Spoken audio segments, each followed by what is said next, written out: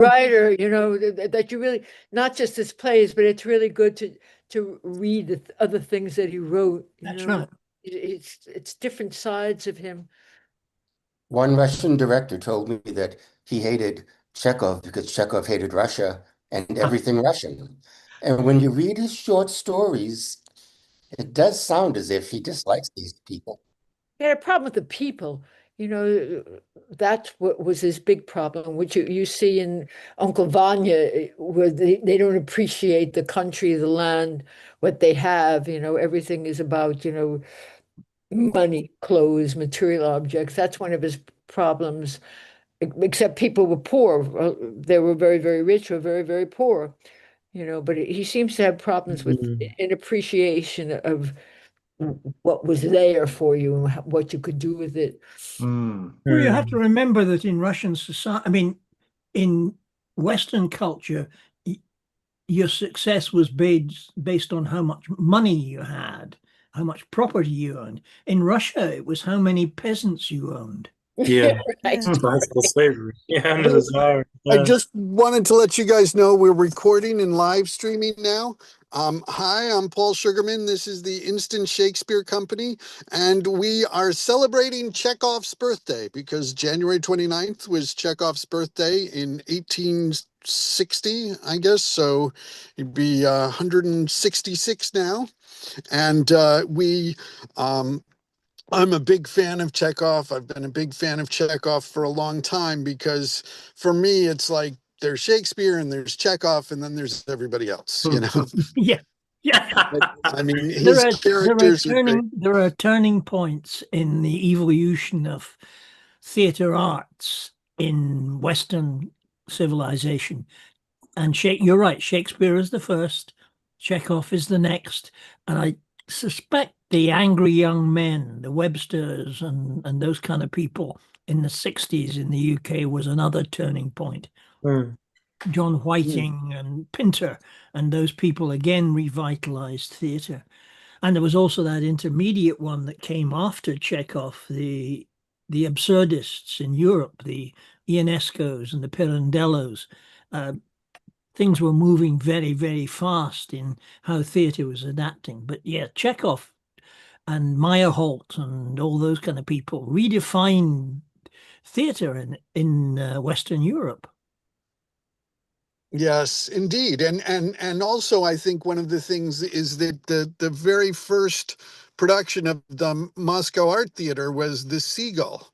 And he was very closely, I mean, they did his plays, and I really think that Stanislavski and his sort of developing more naturalistic acting came out of a need to be able to make Chekhov's plays work, because The Seagull had been produced before that and had been a flop.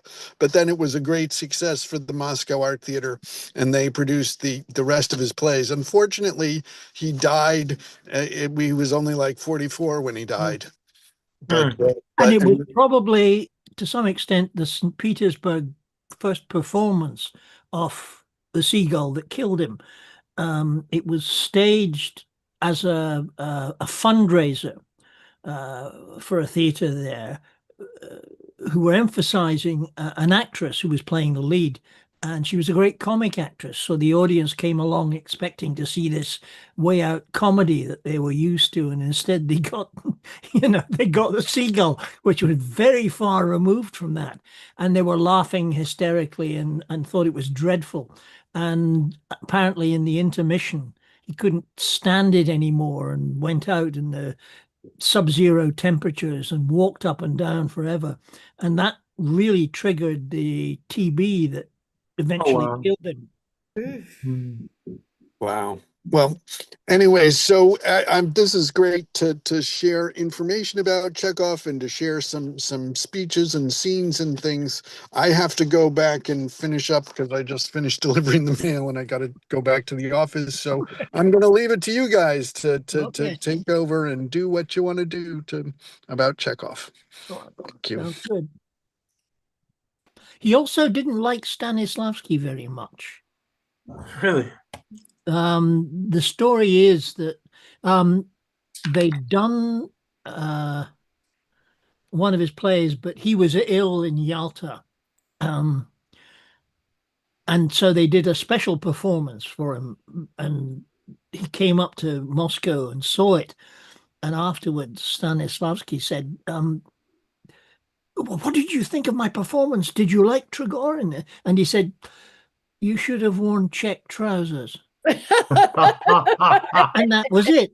And Stanislavski was sensed, but on reflection, he suddenly realized that what Chekhov was saying, if you were playing the character and you woke up in the morning and the first thing you put on was check trousers, you would have got the character. Hmm. Fascinating. Wow. It's Yeah, I you guess know, they were all learning at that particular. No, Stella Adler went to Russia to study with Stanislavski, but I think they were on the flux of going from like that very kind of, uptight, not uptight, but formalized acting into like a more real kind of acting, and they were beginning to learn how to go about doing it. shame Stella Adler didn't learn from him, though. What? Shame Stella Adler didn't learn from him. You didn't feel that she learned from him? No, what that produced was the method, which is probably the most abortionate form of Yeah, acting but she that's ever was been. Strasberg went into the method. Stella Adler, I studied with her. She was really not, she was kind of against that. She was really, really into understanding what you were talking about, also dressing the part. She was very into finding a costume that would suit your Yeah. character. But she was also into, she would be talk about actions, this action is to fight, this is to Well, convert. the problem is that after all these aficionados left and went back to their respective countries, Stanislavski kept on inventing and kept on thinking and kept on expanding, so that by the time he actually finished and died, um, the theatre that he was doing was different from the theatre that they'd seen, and his approach was different because he never stopped adapting. Whereas the people who took back what they saw froze the style of acting in that particular period of what Stanislavski was doing.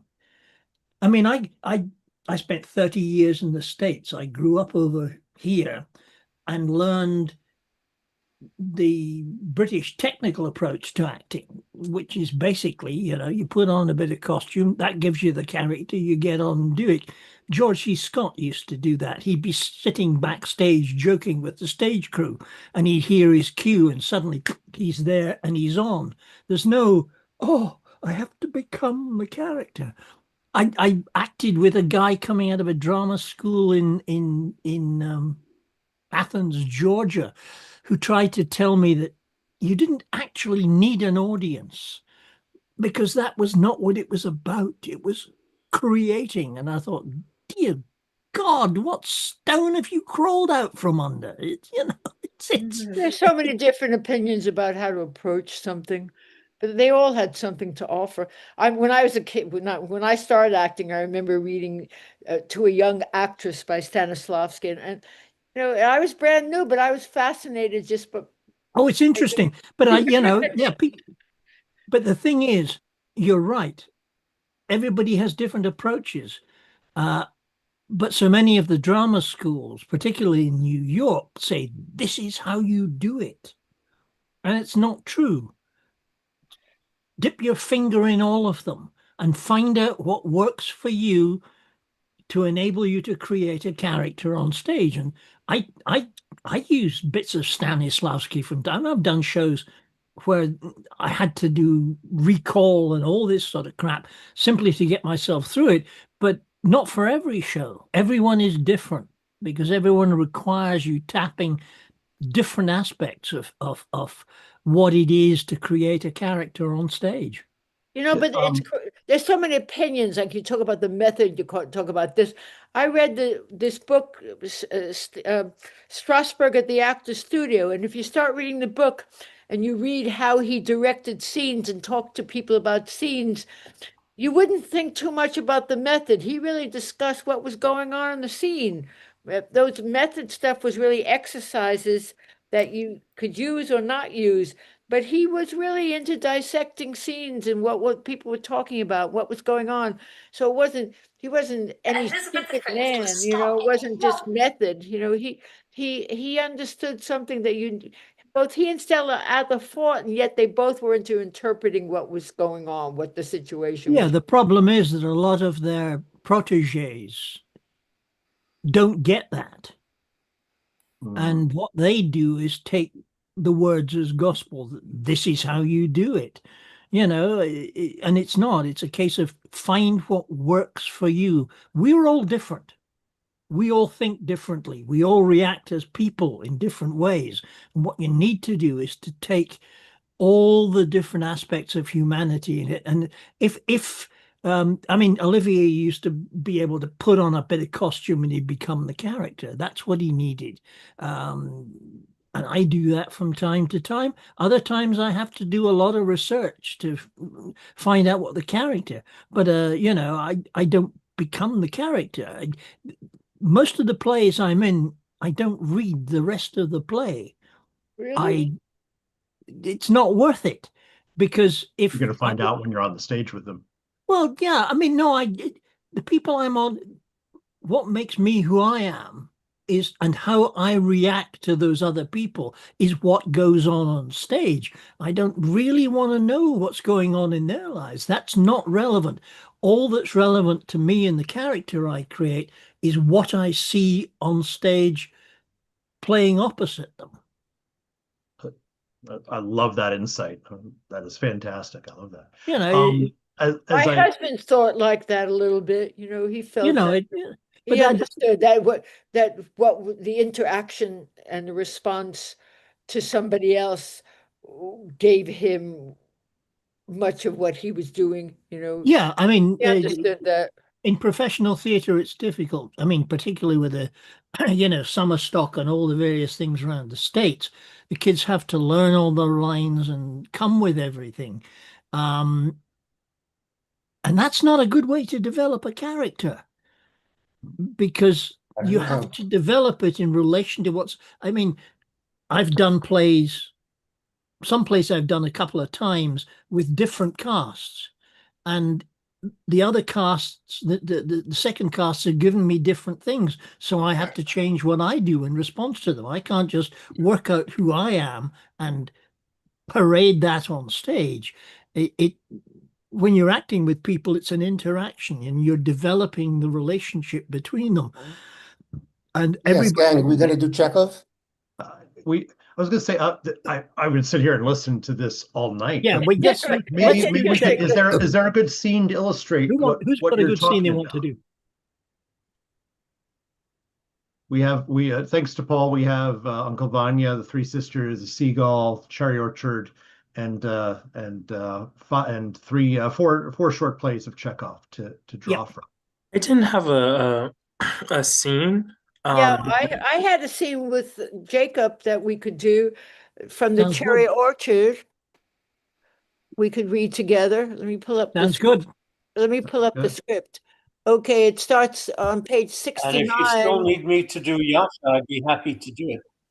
Oh, first of all, he's going to do, yeah, we'll do that later. He and I are going to do the Cherry Orchard between Trofimov and Lubov.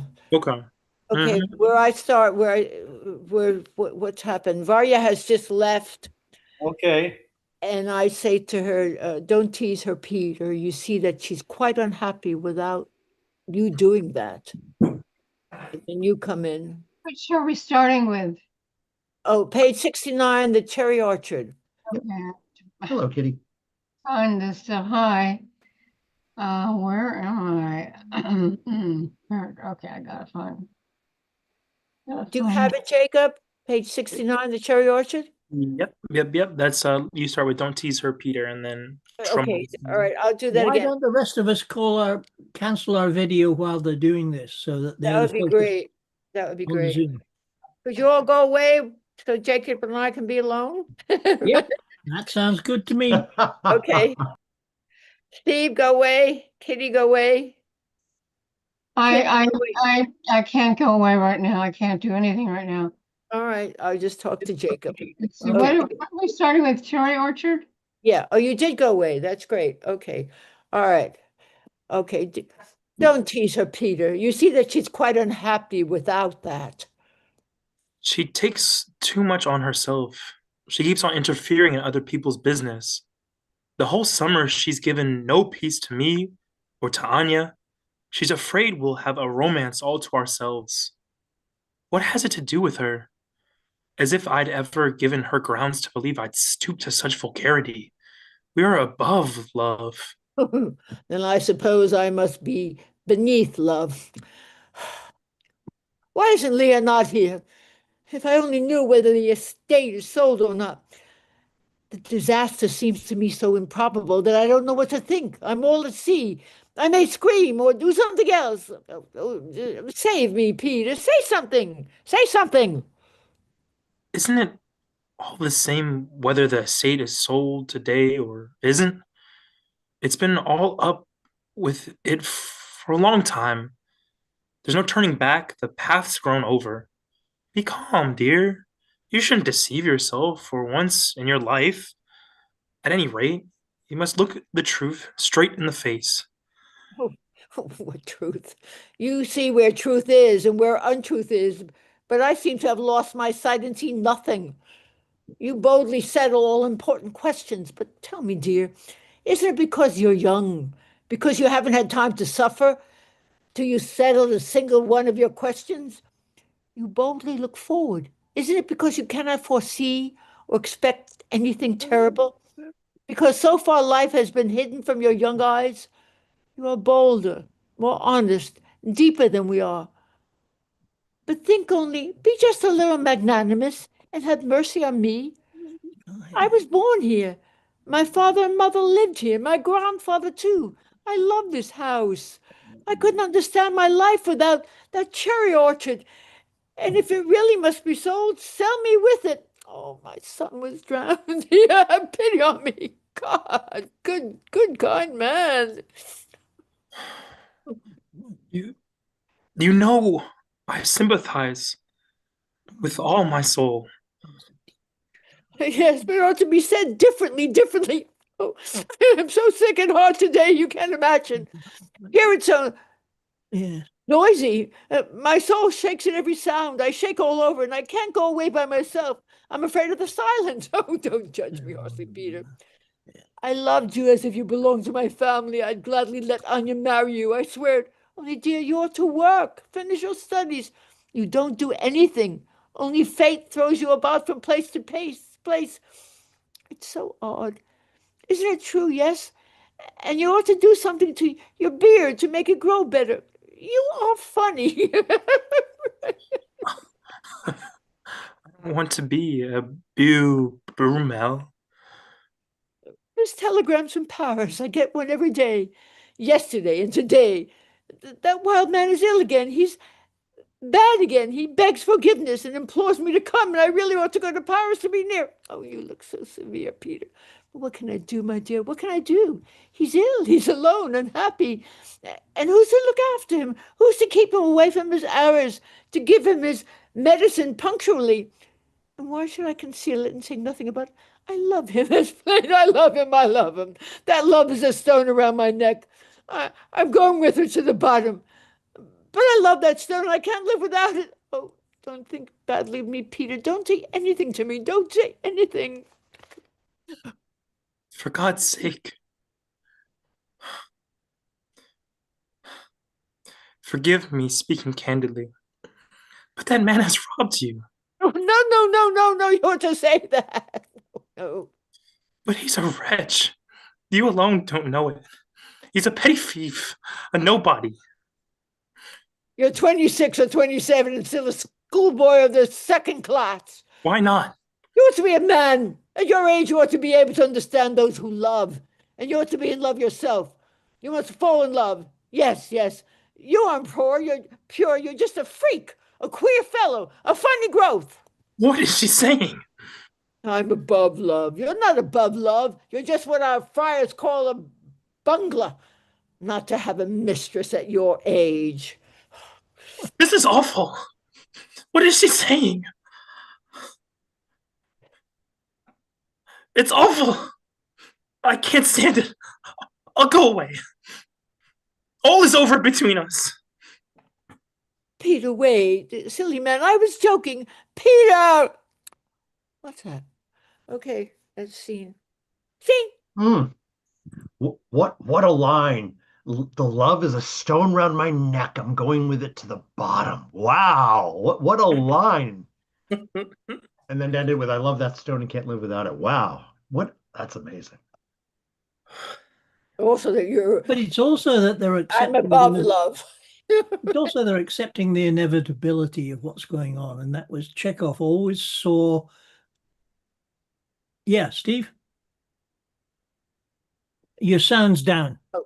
Yeah, he's just applauding. Thank you. Okay. Thank you. Yeah. Yes, well done. Well done. It's seeing the inevitability of all of life, and that's what Chekhov was doing.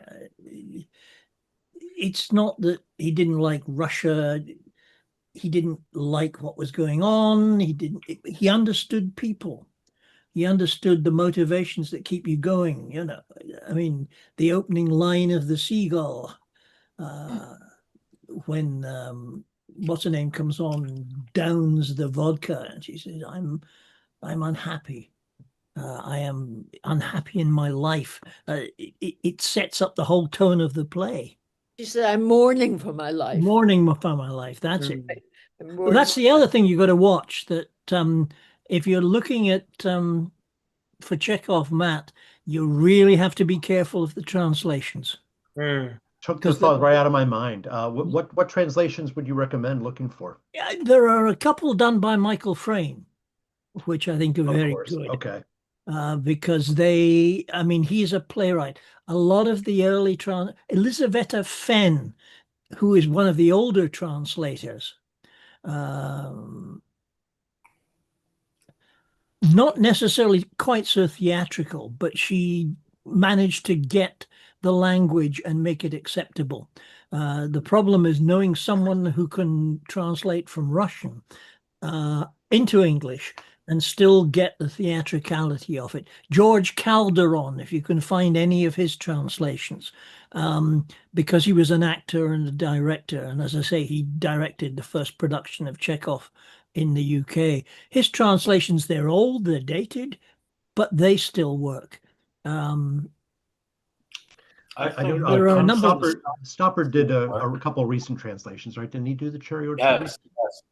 Yeah, but Stopper is doing his own thing. Okay. He's a wonderful playwright, but he's doing his own thing. Okay. And that's one of the problems that you have to cope with. So you have to be. I can't remember who the American is. There was a guy who's a very good writer and has written a lot of plays by himself, and he did David Mamet. Yeah, I think he did a translation. Oh, the David Mamets are dreadful. Yeah, I don't know. I have a whole bunch. Okay. One of them was a good one. I don't know who he was. But David Mamet. The problem is Mamet's. Van Italy, yes. Playwrights use their own music. Yes, that's who did a translation of some of Chekhov's plays. I think he did Uncle Vanya. Excuse me, I cannot start my video for some reason because the host has stopped it. Oh, okay. Let me. There you go. Mean? There you go. You should be able to do it again now. There you are. You're back. Hi, Kitty. Hi. But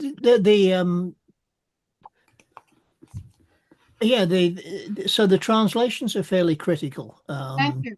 Because some of the David Mamets are nothing to do with Chekhov. They're David Mamet. Vanya 42nd Street is one of the greatest abortions of Chekhovian adaptations that you could ever wish to see. Look, you got to understand. People forget Chekhov used music throughout all his plays, and the music was absolutely critical. The problem is most of them you can't do anything with because we don't know what that music was. He refers to operas that have been lost completely, and we don't know what they are. Well, klezmer, he talks about the Jewish band in this, and that's klezmer music. I'm familiar with that. You know, the traveling Jews That's did right. what they called violins and accordions and flutes. Clarinets. Yeah. And Right. it was very critical. And he also had he would have little discussions in his plays, which are actually nothing to do with his plays. But if you look at Three Sisters, when the two lovers of Yelena, of the younger one, have gone off and they've had the duel and one of them's killed, and the doctor comes in and sits down and says "Tarara bumdie." And now the Russian is "Tarara bumbiya sijuna tumbiya," and which it translates as "Tarara bumdie." I'm sitting on a curb today. I'm sitting on the curb. Huh. Now, we think of a curb as that low thing along the side of the road, but that's not what it was. In Chekhov's day, a curbstone was a post outside a store that you would tie up your horse to, or you would tie up your donkey to. And if you look at, and he stops there and he says, "Oh, it doesn't matter, nothing matters." But what the Russian text actually of the song goes on to say, and Chekhov assumes that his audience at that time would know where it went after he stopped. So what the doctor's saying is, "Tara bumdie, I'm sitting on the curb today." Doesn't matter. None of it matters. But the audience knows that the next two lines of the song are, and my heart weeps because I am of no consequence. Mm. Mm. And we don't know that. And we don't get that. So it's I think it's one of those classic things in Chekhov that you really cannot translate. Yeah. Because there's no lines for it. His audience knew what he was saying, but somehow the poor actor has to come on as the doctor and say "Tarara boom da." Oh, and if you look at all the translations, everyone is different. Some of them say "Tarara boom da" and just repeat that "Tarara boom da." That doesn't help the actor. Which play is this? Is this Uncle Three Vanya? Sisters. Three Well, Sisters. Three Sisters. shall we, After the Right. two lovers are killed. Right, I remember. One of shall them, we shall we read that scene or a portion of it? It looks like it's at the very end of the play, actually. It's why don't it's you- right Can I near the follow end. up? Why don't you people do that? Can I follow Angus, what up would with be a- Cherry Orchard? What? Can I follow up with a monologue from Cherry Orchard? Sure. Yeah, Sure, absolutely. It would be great. Do you want to do that? Shall we do that? Do talking and doing. Yeah, it's great. What page, Steve? I don't know what page it is on anybody's script, but you will know what it is. It goes like this. So we'll shut our videos down and leave you to it.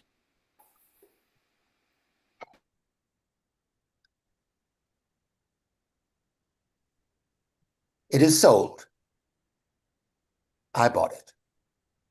I bought it. Wait, ladies and gentlemen, please, my head's going around. I can't think. When we got to the sale, Dolganov was there already. Leonid Andreevich only had 15,000 rubles, and Duraganov offered 30,000 on top of the mortgage to begin with. I saw how matters were, so I grabbed hold of him and bid 40. He went up to 45. I offered 55. That means he went up by fives, and I went up by tens. Well, it came to an end. I bid 90 more than the mortgage, and it stayed with me. The cherry orchard is mine now. Mine. Oh, my God, the cherry orchard's mine. Tell me I'm drunk or mad or dreaming. Don't laugh at me. If my father and grandfather rose from their graves and looked at the whole affair and saw how their Ermolai, their beaten and uneducated Ermolai, who used to run barefoot in the winter, how that very Ermolai has bought an estate, which is the most beautiful thing in the world. I've bought the estate where my grandfather and my father were slaves, where they weren't even allowed in the kitchen. I'm asleep. It's only a dream. It's an illusion. It's a figment of the imagination wrapped in the fog of the unknown.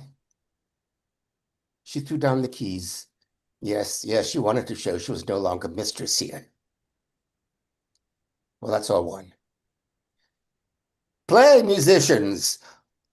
I want to hear you. Come and look at Imolai Lopakin laying his axe to the cherry orchard. Come and look at the trees falling.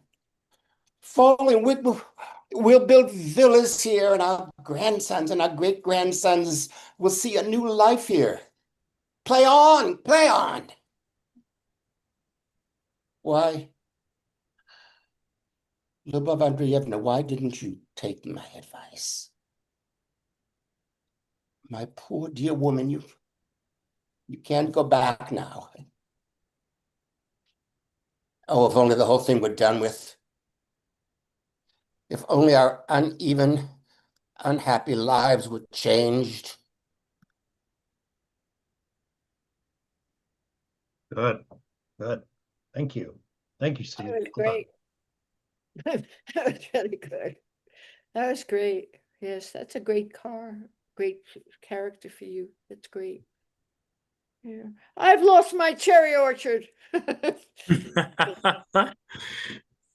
I always remember I saw a production. Oh, I can't remember. It wasn't at the Jean Cocteau. It was at the one that used to be on St. Mark's Place. The Theater company 8. based there. And I remember sitting in the interval, and it wasn't a particularly good production. And there's an older couple sitting next to me. And we hit the intermission, and they were muttering something. And then the woman said, well, look, I know it's not their fault they can't do it. You know? And I thought, okay. And it was pretty bad, I have to say. I remember when the old servant came, when they've sold the cherry orchard, it ends with the old servant coming on and wandering around. They've locked him in. They've forgotten about him. Typical, they forget about the peasants, and they've gone off, and he's locked in and he can't get out. And he's sort of quietly lamenting his fate, but he's not upset about it. He just accepts that that is his life. And it was done so badly that the audience started laughing as if it was a comic scene. It was, you think, no, sorry, you don't get it. You don't get it. It should be heartbreaking. It's not, dear. Matt, Yeah, do you want to do the scene too. from Three Sisters? I'm trying to what find. looking at the script that we have, where would be a good place to start to get a run into the end of the play? Which play? Three Sisters. I'm trying to find the bit where, well, Tusenbach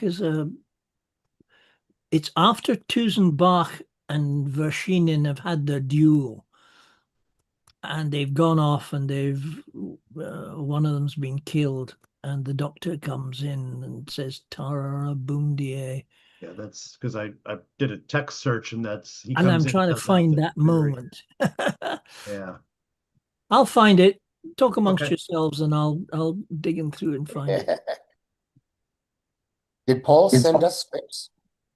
Yes. Yes, did, Paul did you not get attached them? all the scripts that he has as pup texts. Except so many people are attached to that.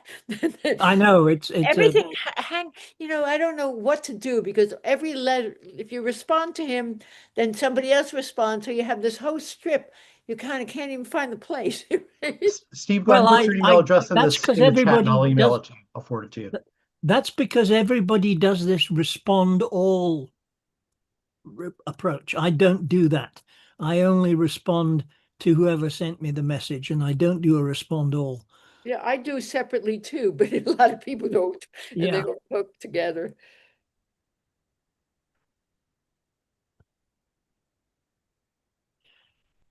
I'll find it. Oh, wait a second here. The seagull. Matt, I'm sending it to you. I'm sending it to you both.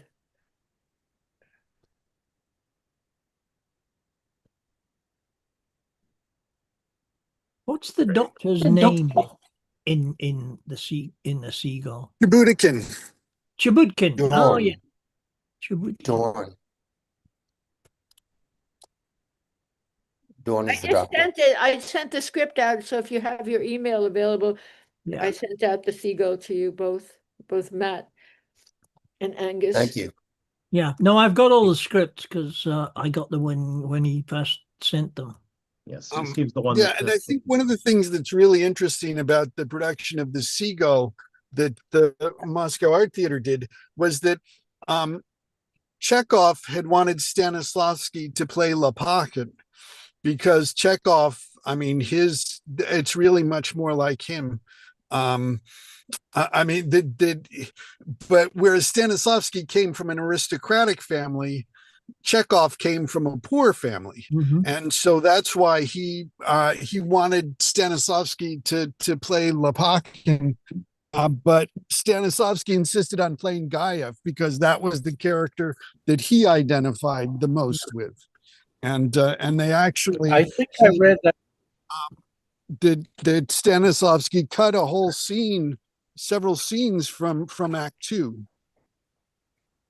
So, Well, I think that's somebody wrote to Chekhov and said, "Oh yes, it was wonderful that he had a real mother wheeling on a baby chair with a baby in it, and it was so real." And Chekhov said, "Art isn't real.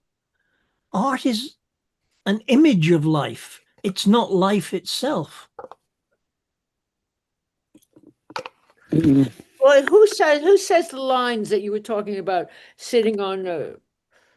That's Chibutkin when he comes in after they've had the duel.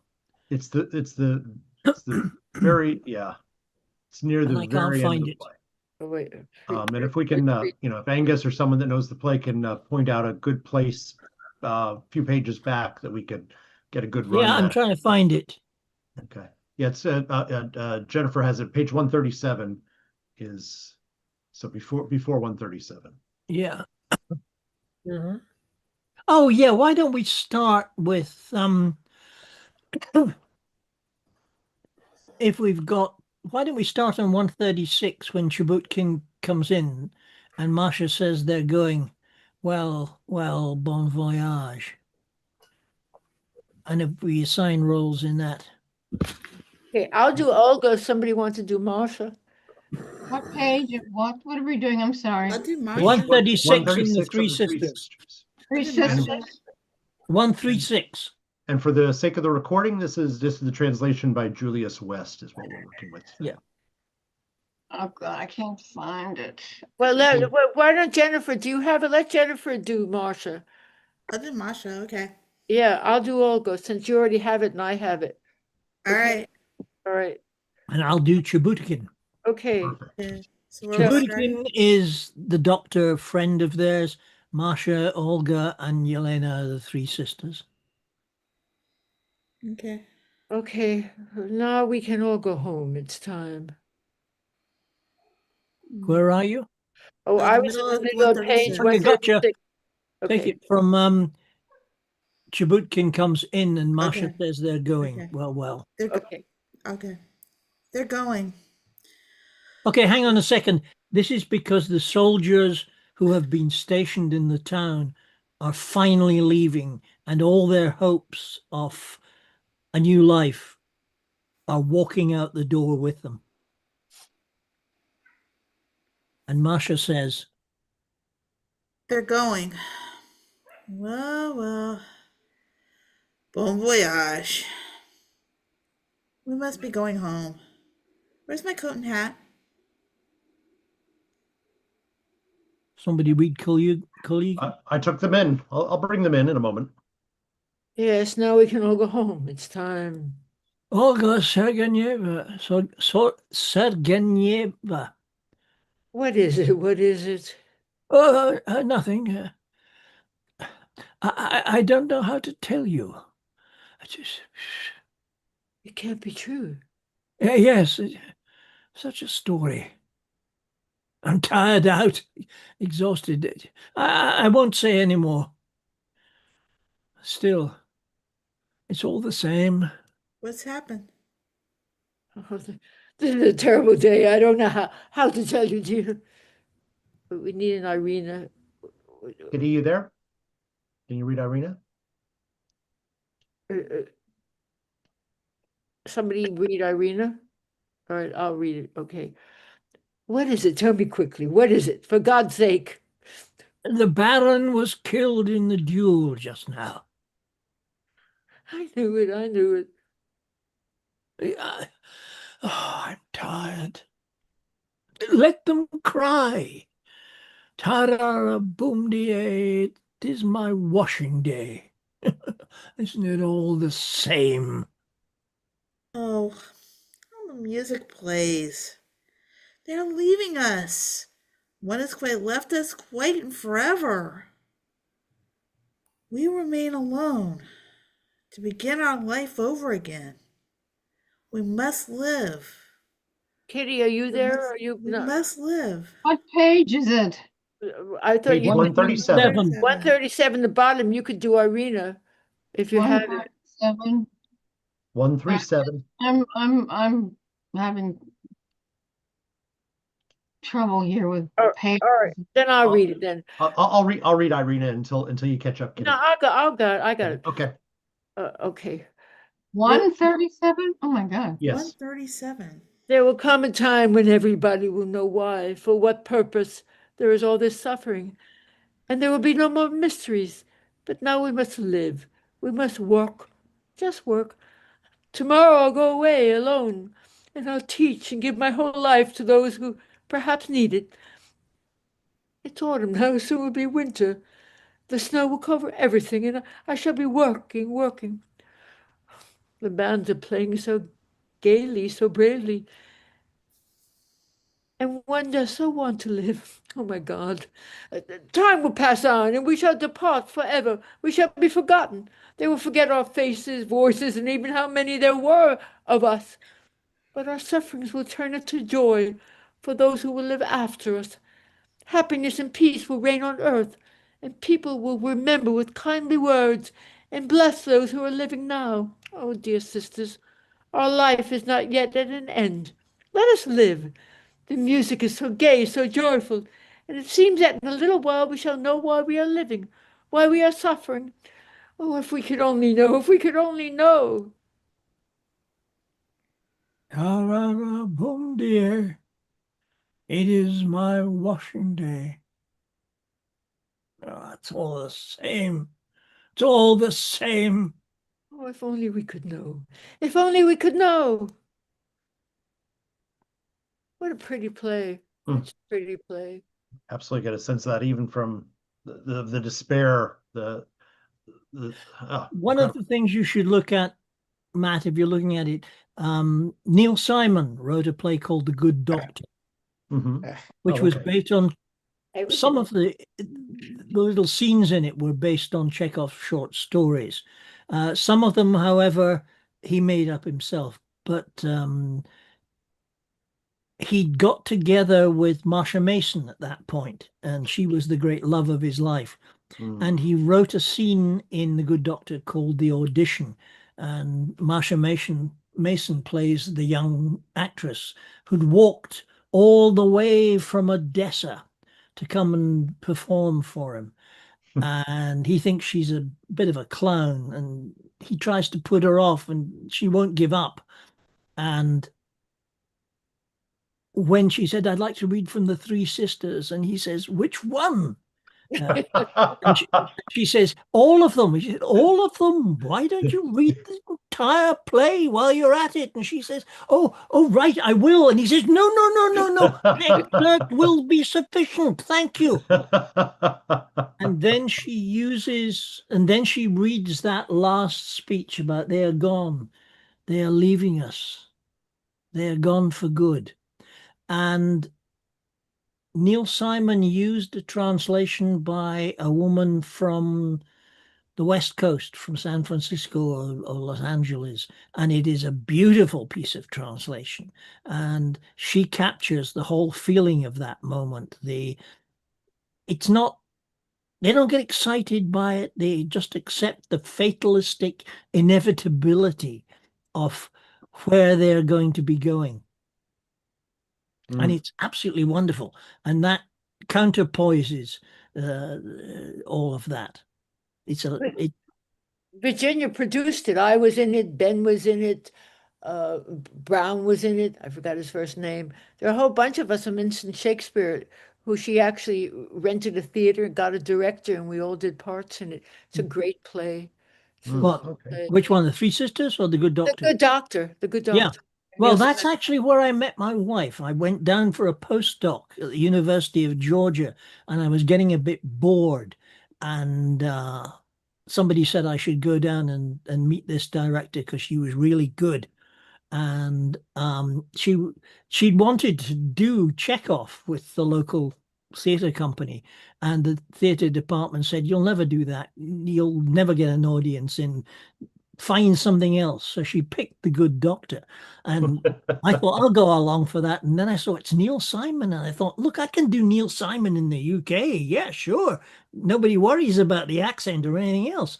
And I sat there, and she gave out sides to read, and she gave me the opening monologue. It's where the writer is sitting there, and he says, "Oh, it's quite all right. You're not disturbing me. I'd much rather talk than write." And yet here I sit day after day with nothing to do, with story after story. And I read it and I thought, oh, I'd die for this. And then after that, it was a case of you find a good director, you don't let them go. So she's my wife of nearly 50 years now. Find a good director. Don't let her go. Marry No, me. that's right. amazing. That's it, you know. And God bless you. That's amazing. for the longest time, after that, every time we moved somewhere, we'd always manage to do The Good Doctor. Such a Somewhere. A sweet play. Really Amazing. is. Oh, it's gorgeous. It's gorgeous. Yeah. It's a That- mixture of high farce and straight stuff, you know. That's Your sound's off, Steve. yeah, Steve, you're muted. Thank you, everyone. I have to go. This has Okay, been good to wonderful. see you again, Bye. Steve. Thanks a Take lot. care. Thank Thank you. you. Bye. Thank you I all. also have to Good go night. Night. since like Oh, you 3:30. do? Yeah, but I'm Okay. since like 3:30. Yeah, but I Oh was my so gosh. fun. Yeah, I was whole Well, thing. great to see you. Great to Good to see you Jacob. See you too. again, Jacob. Yes. Hopefully, we could do like maybe an Anton Chekhov play. I would love. I love the Three Sisters. I love the Cherry Orchard that we just did. So, thank you so much for having me. Yep. Thank you Yeah. so much. Thanks for coming and doing it. And yeah, there's Chekhov. There's a lot to explore there, and I do want to schedule some readings of some of the plays because Oh, that'd be good. I really, Yeah. Count me in. I really. Mhm. 100%. Yeah, 100%. me too. Thank you so much. Appreciate y'all. Take care. Okay, thank you. Take care. Bye. Bye, Jake. Anybody else got anything else they want to do? I mean, the problem is you say, pick a bit from Chekhov and you think, oh God, what'll I pick? Well, Paul, is there something you want to read tonight? Yeah. Yeah, I gotta get my script found. I think there's well, let's see. There's so many. There are so many great things. I mean, there's great stuff in the Seagull. There are a couple of really good speeches from Treplieff and also from Trigorin. But I think I want to do Andre from the Three Sisters because Ooh, because villain. he's not Not the the villain. villain. Yeah. Andre? He's an oik. He's weak and Yeah. He's a cuckold. well, yeah, he is, but then so is Kolyigan as well, you know. Yeah. Yeah. I mean, let me just They're all fallible. They're all fallible. yeah. Well, and one of the things, just while I'm looking for it, my father talked about a production he saw of the Three Sisters. I didn't actually see this one, but that was done by a foreign company, and that the way they ended it was at the end as like they hear the music as the troops are going away, and that after Irina, after she finds out that her fiance Tuzenbach has been killed in a duel, while she's saying those lines that she's saying, she's just running around like crazy, and and Masha's just sort of like trying to jumping to look at the soldiers passing by, because it includes like Vershine and her lover who is leaving, and that Olga as the schoolmistress. I mean, that end that she has, it's a great speech, but it's also, it's like she's just doing it like a stern schoolmistress, you know, and that really just sort of showed it. Because I think one of the other things that's really interesting about Chekhov is that the seagull, even though, I mean, spoiler alert, it ends with a suicide, but it's a comedy. Because Treplev isn't the main character, Nina is. You know, she's the seagull, and the fact that she learns what it is to be an artist is what makes her, what makes it a comedy. And also the Cherry Orchard he calls a comedy, even though you do have like Fears Die at the End. No, they're not. No, he didn't call them comedies. He called them vaudevilles, and we translate them as comedies, but they're vaudevilles, which is a different thing altogether. Well, it is. I mean, but he does say there's in. I mean, the country, like Uncle Vanya is country life in scenes, and Three Sisters is a drama. The Three Sisters is definitely not a comedy. But the way I've seen the translations of Seagull and Cherry Orchard is a comedy, and I think that one of the I mean, like there was a recent production that was I thought was really excellent by Roundabout Theater Company of the Cherry Orchard, and a translation by the guy who done The Humans, Stephen Karam. And it had a really great cast. Diane Lane as Luba, John Glover as Gaev, Harold Perrineau as Lepakin. It was great because it was an integrated cast, and really, really good and really funny. And Joel Grey was Fears. Whoa. Oh, yeah. That would be good. Yeah. And the thing is that the critics really didn't like it because it was funny, you know, and there is a lot of funny things because it's fine to laugh during a Chekhov play, but when you walk away from it, you've got to feel it. Oh, absolutely. And that's the thing as a writer. I mean, a lot of times we sort of have this idea of Chekhov and Russian things as, dark and depressing. No. And there is that element to them, but there is always humor in Chekhov. I mean, in his short stories, he wrote a lot of, I mean, very, very sort of humorous and sometimes very dark humor. I was reading recently some of his stories, crime stories, which is what he'd written early on.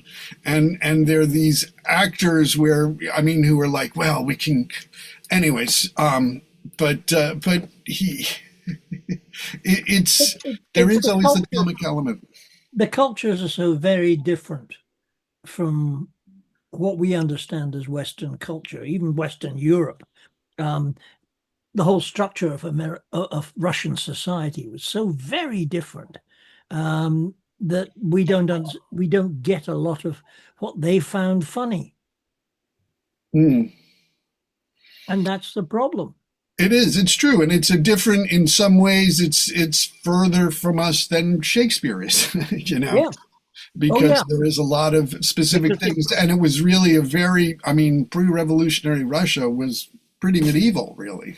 Yeah, and that's why it's easier to translate or modernize Shakespeare than it is to translate Chekhov and Russian society into Western society, because there are centuries of a very, very different structure of society that really don't mean anything to us. We don't have the background to appreciate them, which is sad. So, if you think Neil Simon doing a play based on Chekhov's short stories, and you think Neil Simon and Chekhov, how do they fit together? But for some strange reason, they did. He was able to make sense of it, and he got the humor, but also the sadness. Yeah. Yes, and I mean those are very good. I think one other person. I mean, and I think it's also important to sort of make the distinction that what David Mamet, Tom Stoppard. I mean, they're adaptations Yeah, because they're not translations, as opposed to like Michael Frayn, who's a very excellent English playwright, has also done a lot of Chekhov translations, and he speaks Russian, so it's really a translation, because there's a translation and there's things that other writers do, like David Mamet, Jean-Claude Van Italy, where they take the various American versions or English versions and put together their own version of that, but they're not actually going back to the Russian, which Michael Frayn does. And Michael Frayn also did a really excellent adaptation of Chekhov's early play Platonov, which was Wild Honey. And I saw the production on Broadway of that, which was really it's very funny and very good. But it's funny, you laugh and you cry. I mean, and that's why that's something I think is in common with Shakespeare, because there's so much that really serious. He understands people, and he understands the failings of people, and he understands the little things. That's why I was saying earlier on, your whole life is changed because someone didn't pass you a cup of tea. Mm-hmm. It had the Michael Frayn. Yeah, I have this one. That's right. Did you see the Broadway version that came over from England of The Seagull with Carey Mulligan playing? No, I did not see that. It was wonderful. Wonderful. Oh, she's so good. I mean, except the cast. It was Chetwin Ejiofor, I think, who did the original Trigorin, and over here they got Peter Sarsgaard, who is one of the most overrated American actors anywhere. He was absolutely hopeless, but Carey Mulligan was wonderful. And Zoe Kazan played the daughter. That woman, I am in mourning for my life. And I watched her at the beginning, and she's got a glass, and she's already half drunk, and she pours it so that the vodka is right up to the top level of the glass, and she manages not to spill it. And then, I am in mourning for my life. It's just, she's not screaming, she's not yelling, she's just stating a fact. Stella Adler loved Marsha. She always talked about, I'm mourning for my life. I think she might have felt that was a key to Chekhov in some way. Yeah, that's right. That's right. But just watching her deliberately as he's talking, and she's pouring it in, and she's just filling it up right to the very brim. And then she downs it. I am in mourning for my life. That's an amazing theatrical moment, the way you describe it. I love that. Wonderful performance. It was a great show. I loved it. I feel the same way sometimes. I wish I had a bottle of just like, especially enough. Right. But it's the way he sees into people's souls. It really is, and you don't get carried away with it. You're not screaming and tearing your hair. Other playwrights are doing, I'm upset, I'm doing, and they said, no, I'm dying. What does it matter? It's just click buy on the Michael Frayn translation, a 1-volume collection of the Michael Frayn translation. So thank you for that. Yeah. Oh no, they're lovely. Yeah. And it's also if you get the book, his forewords are got that one revelatory. Okay. Thank you so much for that guidance. But Yeah. Paul, did you find where you Yes, yes, I've got this speech from Andre in Act 3. It's near the end because he's just sort of his sisters are not talking to him anymore, and they've sort of gone off, but he's there and he's just having his sort of his say about this. Do you need any of the rest of us, or is it a monologue? It's a monologue. I'm just going to Okay. do the monologue. Right, go for it. Go, We'll leave you to it. bye. Okay. I'll only say this and go.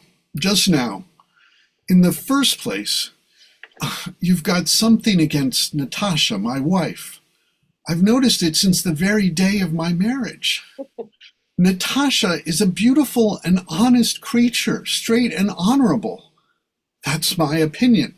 I love and respect my wife. Understand it. I respect her, and I insist that others should respect her too.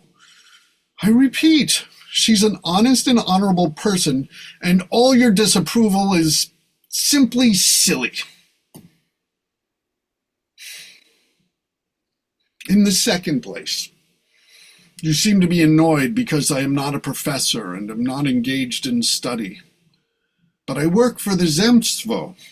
I am a member of the district council, and I consider my service as worthy and as high as the service of science. I am a member of the district council, and I am proud of it, if you want to know.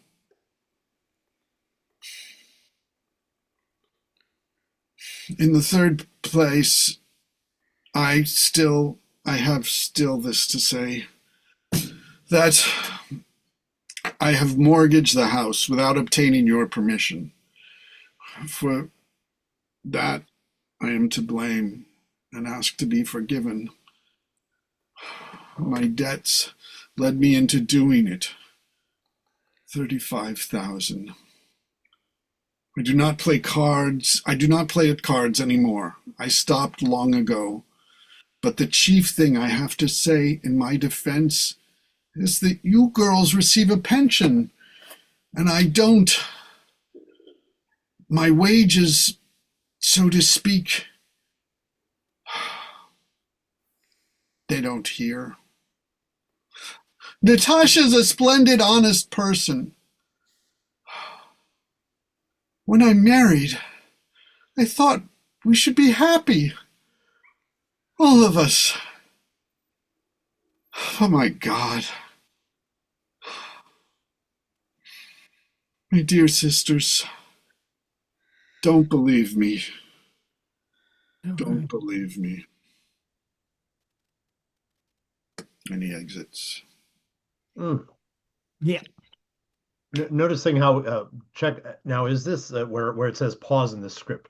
That's not the translator adding that in. The Chekhov has written that in to guide the. I don't read Russian, so I can't say for sure, but I believe that is, yeah, I would think. The translations you've got in the Puck versions are back in the day when the translations were fairly literal. Okay. It's only when you get to the modern stuff of people making their own adaptations. So if if you look at that, that's probably what's there. Okay, good. And then what we didn't read after Paul's excellent reading, the stage direction is exit, fire alarm, the stage is clear. And to me, what a theatrical moment you've had this amazing ripping his soul open, and then the stage is empty. But just One of the interesting revelations that I got, I always assumed that when you did Chekhov, you had to have this big heavy set, with walls and furniture and all the rest of it. And Ian McKellen set up with the Royal Shakespeare Company a production of The Three Sisters.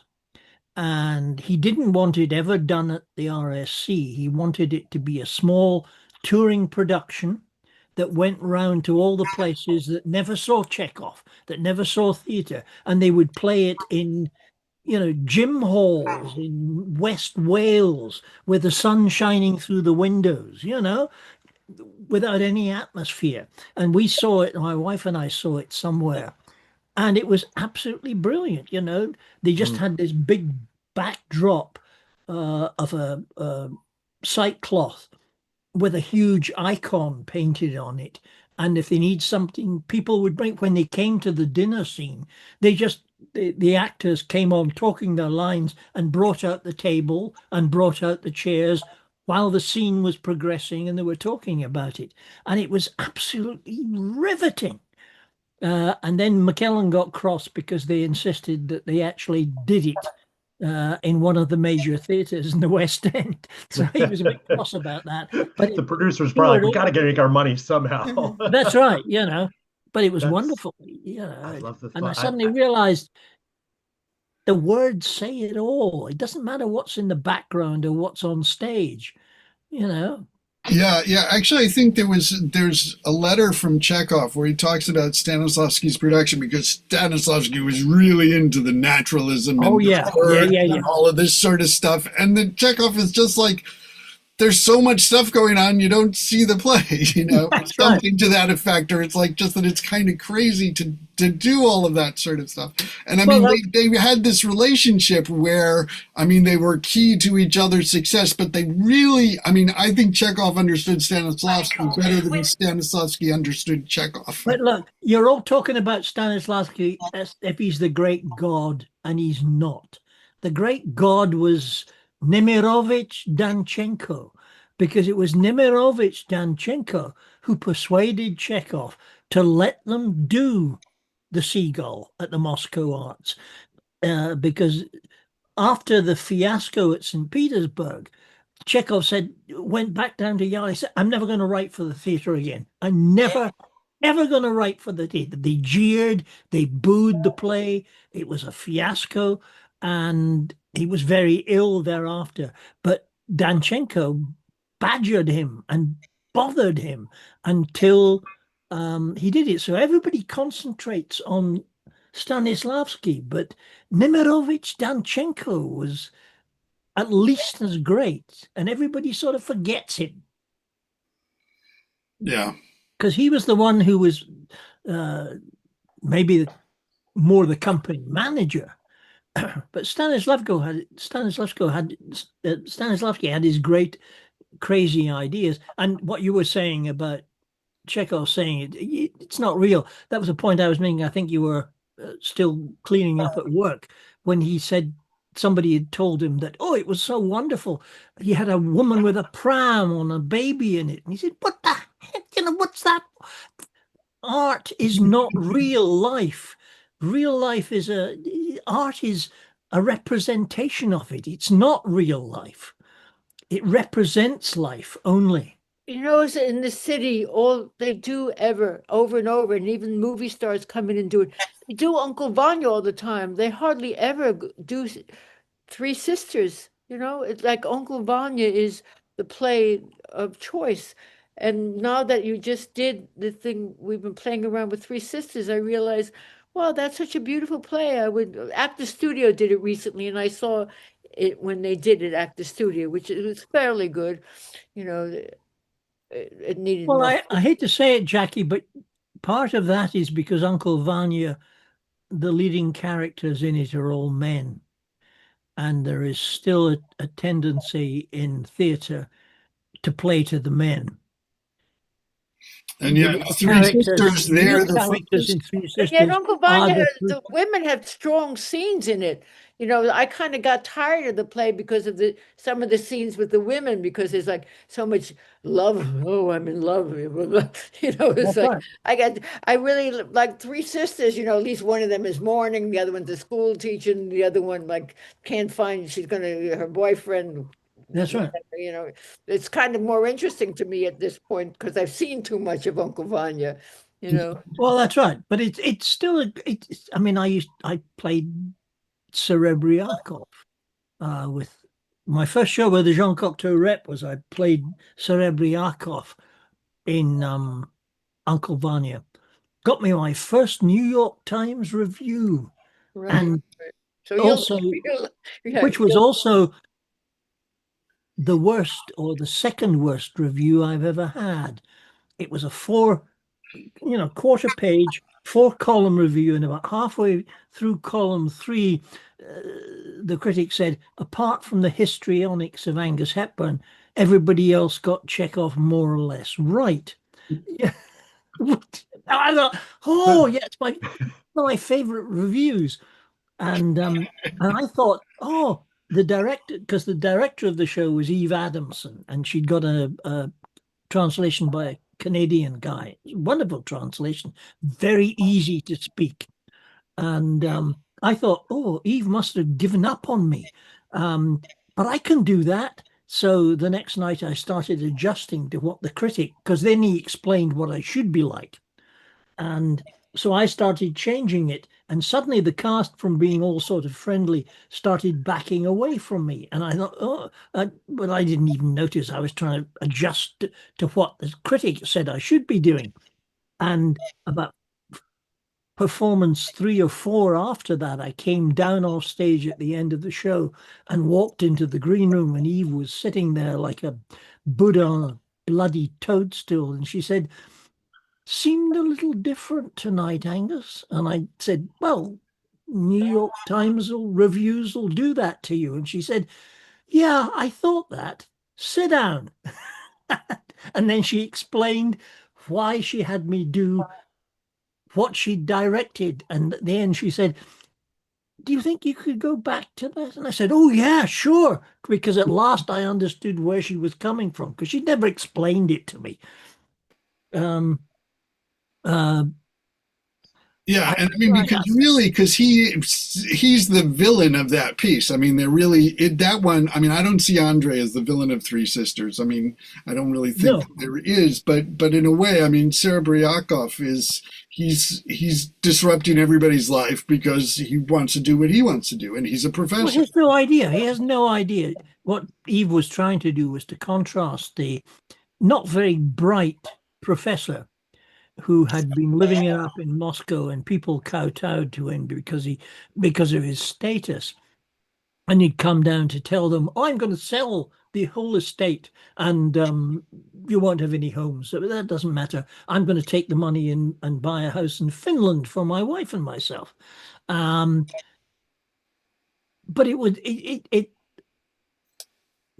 I saw a production of Uncle Vanya at not Classic Stage. It's the one on 4th Street. Oh, I saw that one too. What? Absolutely Michael bullshit. Shannon? She was Michael Shannon? I don't know. Oh, the But classic, Peter did you go to- Sarsgaard was in it, and a Oh, that couple of. I saw. Wait, wasn't that Austin Pendleton, the classic stage? Oh, yes, Yes, Classic I saw Stage. that. Yeah, Austin I saw that. Pendleton, the biggest abortionate production I've ever seen. And I sat and watched the audience falling about laughing.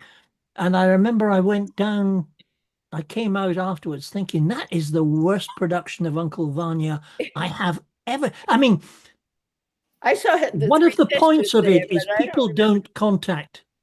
people don't make physical contact with each other. Yeah. Everybody is isolated in their own little world. But Austin Pendleton had them all rubbing each other's shoulders and having physical contact. So there's the moment when the doctor gets together with Yelena, and there should be the very slightest touch is I like gotta go, an guys. explosion between them. Yeah, and I'm gonna have to go too. Bye-bye, Kitty. All I right, saw the one bye. with Thank you. Michael. Kitty, Bye. Bye-bye. Did you see the one with Michael Shannon? I That also No, have to go, no. guys. But they did was that, excellent. and Jennifer. Did you Bye-bye. like Bye. that? That was interesting. I yeah, saw a and couple of because they've been touching each other, the only way that would make anything work of the key moment when the doctor and Yelena actually touch, he ended up backing her against the wall. It was Maggie Gyllenhaal was playing Yelena. He backed her against the wall and shoved his hand up her skirt, and it was absolutely gross. You know, I it was did that one. appalling. I saw a crazy one though with one of the not Kate Winslet, the other Kate came to New York City. Was it Beckinsale? what? What? Kate Beckinsale? No, maybe it was the one who has very short hair.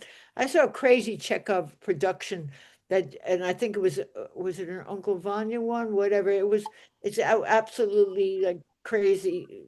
sometimes people go all so far out with Yeah, plays, it's very hard. and I all wish I you've could- got to do is trust the words that Chekhov wrote. I'm not Yeah. quite sure who it was. It was just she jumped on somebody's back or something in it.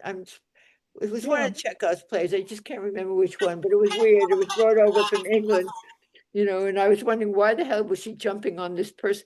She was supposed to be excited and she jumps on the other. But that's the whole point. It was weird. There's a fatalism in all of them that they don't get upset with anything. They just have to mean, you just have to mean what you're saying and realize that it's their lives. That's how they are. That's how they're going to continue. And they're aware that that's how it's going to be, Actually, Matt, there's an interesting play that an English playwright wrote a play called After Moscow. And what it is it's going back to the Three Sisters after the revolution. They'd all had gone to Moscow and they've started to come back.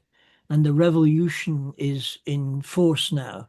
And you've got the Three Sisters. Vershinin turns up again, and you have an enormously touching scenes between Vershinin and Masha, the two loves coming back. His wife burned herself alive in the house. She set fire to the house, and she and the children died. And it's a wonderful play. And it's is it After Play by Brian Friel? Is that what you're thinking? no, it's called After Moscow. After Moscow. I don't remember the name. I'm of doing the a quick guy who Google wrote it. search. So okay, Because that looked like okay. It started off, I think, as a radio play, but I think it was made as a stage version as well. But it's a very interesting follow-on. Okay, yeah, I'm doing a quick Google, and that was the first hit. Brian Friel one-act play, imagining a meeting between two characters from Chekhov's works. Yeah. Oh, I think I've seen that. Okay, but that's a Yeah. different one. Got it. Yeah. I've written it down. I'll do Yeah. more look. But for it. After Moscow, But it was a BBC Arnold radio. Jarrow. Yeah, Arnold Jarrow Uh-huh. Got it. is Thank you. the playwright. Wonderful. Um, I always wanted to, when we were running Peekskill Rep, I always wanted to do Three Sisters and After Moscow on alternate nights. I never got around to it. Well, my wife wouldn't let me do it. She said, we'll never get audiences for it. Go away. yeah. I mean, it's interesting. I mean, that also. I mean, Shakespeare. Everybody knows Shakespeare, but Yeah. a lot of people don't know Chekhov. And that's because there isn't that, and they're not. And there've been a lot of really great Shakespearean movies of Shakespeare plays, but not so much of Chekhov. Because one of the things that I know that my father said that Geraldine Page, who was in an actor studio production of Three Sisters way back when, said that the problem with filming Chekhov is that you're just sort of seeing the person who's talking. When you see it on stage, how everybody is reacting to it is so much. Yeah, that's right. No, I think just listening to these. Listening to us doing these readings tonight, I very much get that sense that Shakespeare's language can carry a lot of things, but the readings we've been doing could almost seem facile or two-dimensional unless you've been in the physical space, in that theater with these characters. And that seems to me, at my first impression, that's an important part. And that would speak exactly to it. There was a film of an RSC production, I think, of Three Sisters, and the way a lot of the scenes were handled is that the sister who was talking would be in the foreground and the other two would be in the background. And a lot of the time the camera would focus on the two in the background. So the one in the front would be out of focus. Interesting. But the words would carry it. You were looking, when we did the Uncle Vanya with it was with Eve Adamson, who was a wonderful wonderful director. There's a scene in Uncle Vanya where he's called everybody into the dining room. And he comes in, and what he's going to do, he's going to tell them that he's sold the estate. And he's going to take the money and he's going to take off with it, and he's going to buy a house in Finland for him and his wife. And no awareness of what he's done to the rest of them. And Eve couldn't get it to work. The Cocteau stage was a very deep, narrow stage. And there was nothing on the stage, just some black plexiglass panels at the back that reflected everything that was going on the stage. And that was it. And there were empty picture frames hanging at different heights and different shapes and sizes. And I was trying to work this out, and I suddenly realized I've got this. Serebriakov has his great speech where he's doing it. And it suddenly occurred to me, what I'm saying is not important. What is important is everybody else's reaction to it. So I said, look, I said to you, look, I got this idea. How about if I come down and then I talk through the fourth wall, and then I turn around and I walk up stage with my back to the audience and walk past everybody telling them what I'm going to do.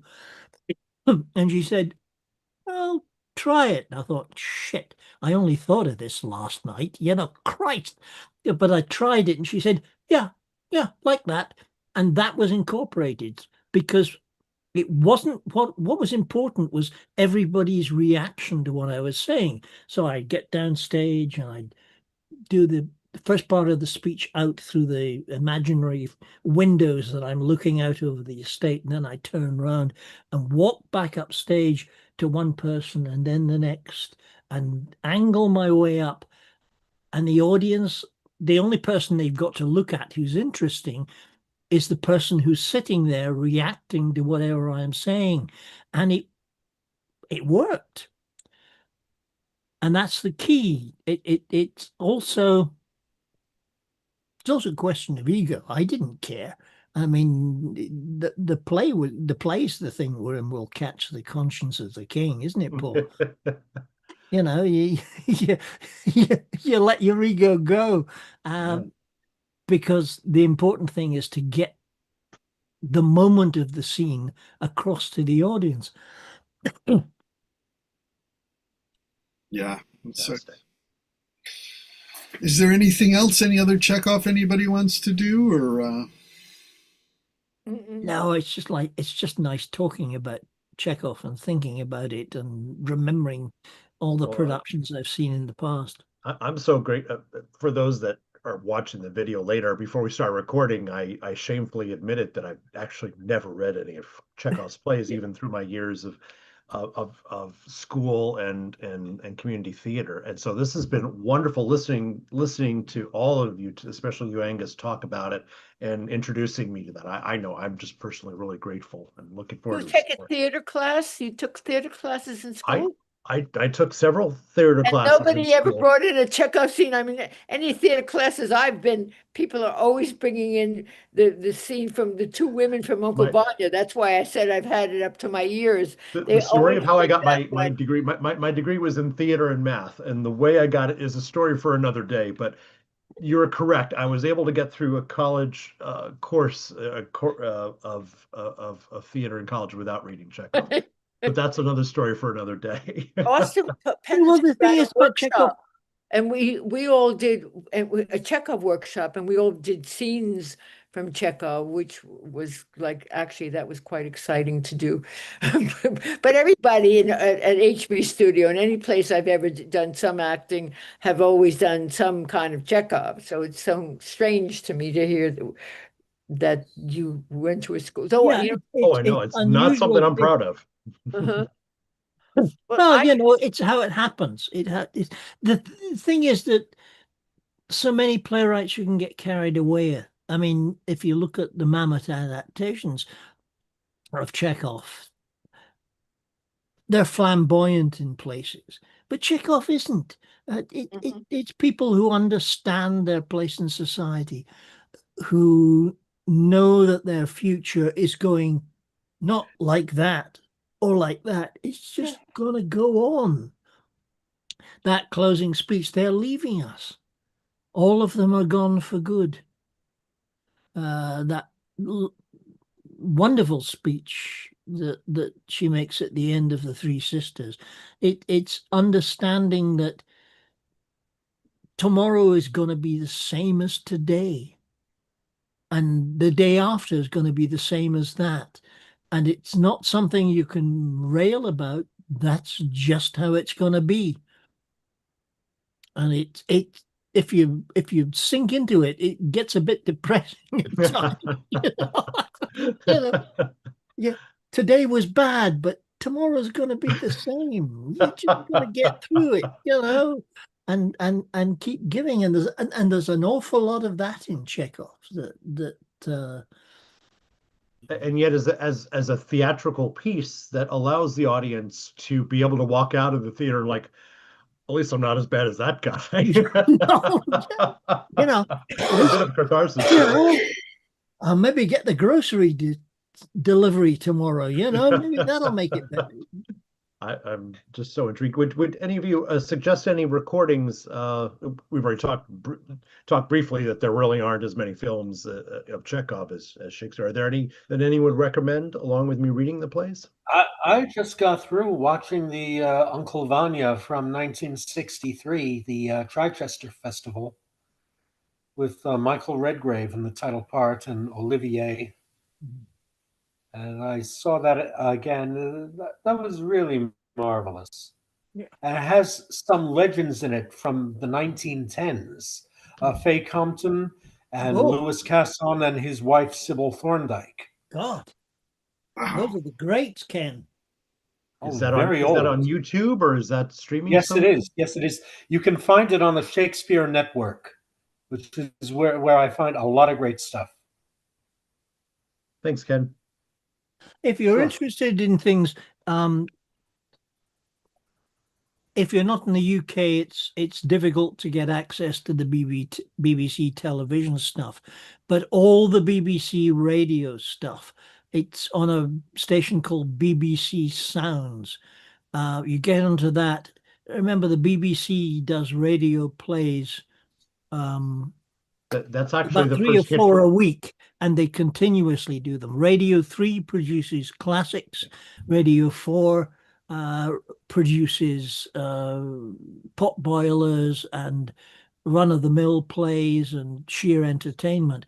But if you want to hear good vocal work that tells stories, BBC Sounds is a good place to go. That's actually the first hit on After Moscow is from the BBC Radio 4 site. Radio play. That's the version I have, and I recorded it. I think probably lying in my bath as a late teenager in Edinburgh. I used to record everything they brought. It would be Saturday night theatre, and I would have recorded it there on a cassette. And then I transferred it onto a mini disc, and I now have it tucked away somewhere. But yeah, I'll see if I can find it on the internet somewhere. Yeah, but BBC Sounds is wonderful. There are a few places that take old BBC radio plays and retransmit them. I think the thing that saved my life when I first moved to Illinois was that there was a PBS station in Chicago, which every Friday night got access to the BBC archives, and they used to play things. I mean, if you ever want to hear Rosencrantz and Guildenstern Are Dead the way it should be done, the BBC actually recorded a radio version with the original cast. Every production I've seen since then has been, all right, but noted. I will look for that somewhere else. I've also heard the original cast of the play Amadeus from London on the BBC with Paul Schofield and Simon Callow. Oh God, yes. I've listened to it maybe about 4 times over the past few years. It's wonderful. Okay. Yeah. And that version of the play doesn't even exist anymore. because since Schaffer revised it, they've suppressed the original version that we've known for about 20 years. Oh, God. You can't find it anymore. Interesting. Oh. I wonder if I probably got that somewhere, Ken, since I recorded a lot of those things when I was a kid and did them. Yeah, but BBC radio drama, you're listening to people who understand the language and who make it work. You've got no visuals. You have to create the visuals in your head. You have to create the people. And you're relying on actors who can create three-dimensional characters by sound only. Yeah. Well, this has really been great. Thank you. Thank you all for coming. Thank you so much, Angus, for all that you. Oh, couldn't resist an evening of Chekhov. Yeah, me too. Even at 3 a.m. your time. Thank you. Right. Okay. Thank you. Good This night, was so much fun. everybody. and Well, it's informative. not quite. It's Bye-bye. 2:20. See you Good night, soon. Jackie. See you, Good night. Jackie. Bye-bye. And next week we'll have our next Thursday we're going to have Shakespeare in the Language of Love. So if you've got things about Shakespeare and love and that you want to, or any of his, we'll see what scenes or stuff and anybody wants to do. Okay. Fantastic. This has been a wonderful evening. I really appreciate it. Thank you. Good to see you, Matt and Paul. I'm now back in business again, Paul. Great. Absolutely. My wife's gone back to the States to the minus 10 degrees in New York with mountains of snow. Her parking space in her building is clear, so she can drive her car into the parking space. But the problem is that there are mountains of snow on both sides, and if she does that, she can't then get out the car. I discovered I was in Manhattan yesterday. I was down at Trinity Wall Street ringing at the change ringing tower there. I discovered that my little Honda Civic does not make a good snow plow. No, they don't. No, they don't. They really don't. I nearly got stuck. I was gonna have to be in downtown in Wall Street until springtime, but I got out. Yeah. My wife has her temperature in her flat up in Beacon set at 75. The temperature in the flat has never risen above 65. It can't cope. Oh my goodness. Well, she's almost as old as me. She's not, well, no, she's not quite as old as me. If I say she's nearly as old as me, she'll get cross. But she won't watch this anyway. It's okay. No, she doesn't do Zoom, so we're